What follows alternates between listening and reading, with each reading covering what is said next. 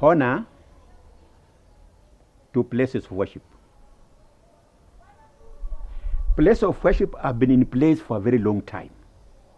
In fact, it started at the time of Moses, Aaron, and Miriam, the three religious leaders of the people of God. They start with altars. In fact, even if you go back to Abraham also had altars. Then it came to temples now, with King David now. And you see,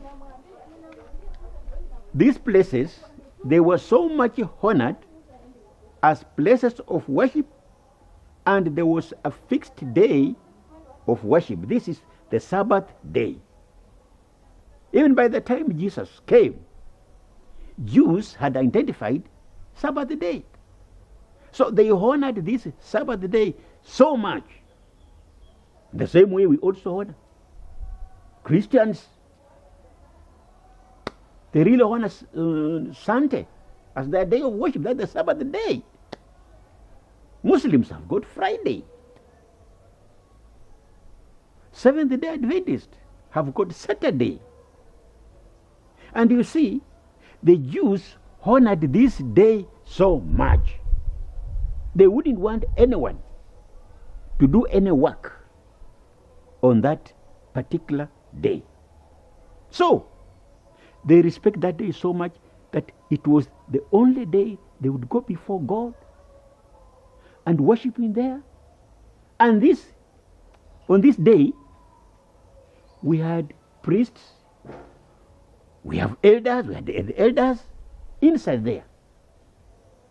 You see, I want to talk about this because of what happened in one of the days Jesus entered in the temple.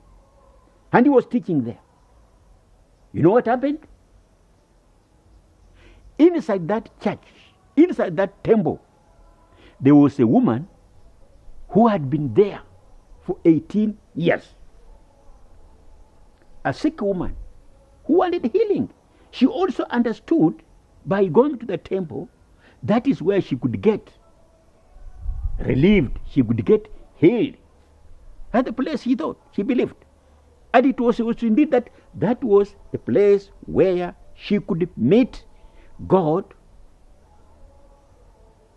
for her problems to be solved, for her issues to be addressed.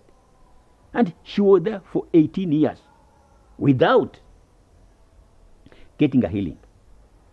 So Jesus spotted her when He had gone to teach. And He just said to this woman, "Do you want to be healed? You are healed." And you know what?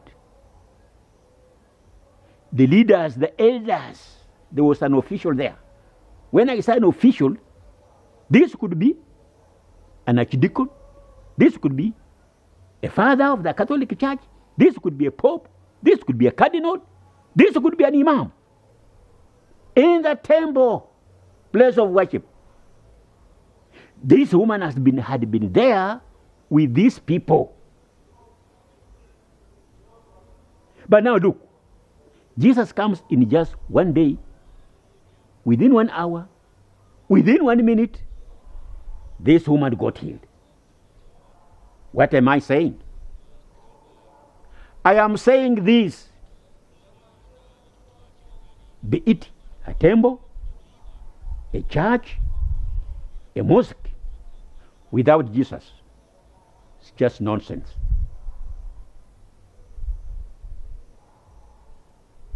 Having a church, however big it may be, having a temple, it may be Dome of the Rock in Israel,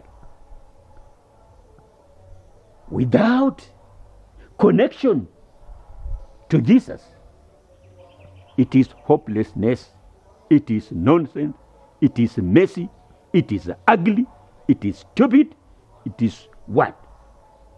Without Jesus. Without Jesus in the temple, You will live there from the day you were born, because some of us are baptized when kids. You will stay there. You will get married there. They will deceive you, wed so that your house will be clean. Without Jesus, you know, pussy. Look, this official, he was not happy. He was not happy that this woman had been healed on the Sabbath day. It became a quarrel. He was asking, who told you to carry your mat? Because they also knew healing was part of work. And this Jew believed, this religious Jew believed that people should not work on the Sabbath day. And he was right according to the law of Moses. So when he found Jesus healing this woman, there was to be, and in fact, Jesus was crucified because of breaking the law of Moses. He was not breaking, he himself was the law of Moses. But they did not know. So, this elder, this religious leader and official in the temple was not happy when this woman got healed. In the same way, religious leaders did not want to get people to get saved in the temple. And that is why from January up to January, no one surrenders his life to Christ. What do I say? And it's true. No one gets saved. Even in the Protestant church. And in the Catholic church, it is worse. Because they say there is no being saved. People will be saved after death. This death was there even before Jesus came. Why are you cheating people that you can be saved after death? Death was there even before Jesus came. And you tell people that you will be saved after death. This is lies. This is lies. If death was able to save, Jesus would not have come. Jesus would not have come if death could save anybody. The message is this. Religious leaders in the temple at that time, they were not happy when somebody was getting saved, when somebody was being relieved, when somebody was surrendering his life to Christ. And it is with the same today. Many religious leaders, they do not want to get people saved. And this is the truth. People must do what? Must be saved. This is the truth. This is the way. This is the life. And this is what Jesus wants us to do. Let us look for spiritual leaders, leaders that are led and guided by the Holy Spirit. And forget all this nonsense of religious leaders who do not want people to get saved. In the same way, this religious leader in the temple, when this woman had been healed, this man was not happy. He had been with this sick woman for 18 years. This woman was coming to church on Sabbath day from the time she got sick. And this was there with her. She never got healed completely. Now Jesus healed this woman. This woman has been saved. This woman has now known the glory of God. This woman has now turned away from sin. This religious leader is not happy.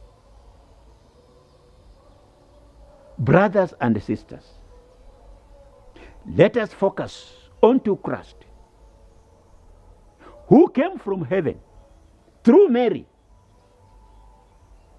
lived among people. They saw him perform miracles. They saw him die. They saw him go down the grave. They saw him come out. They saw him ascend to heaven. And he has promised he will be coming back. Why don't we go to Christ?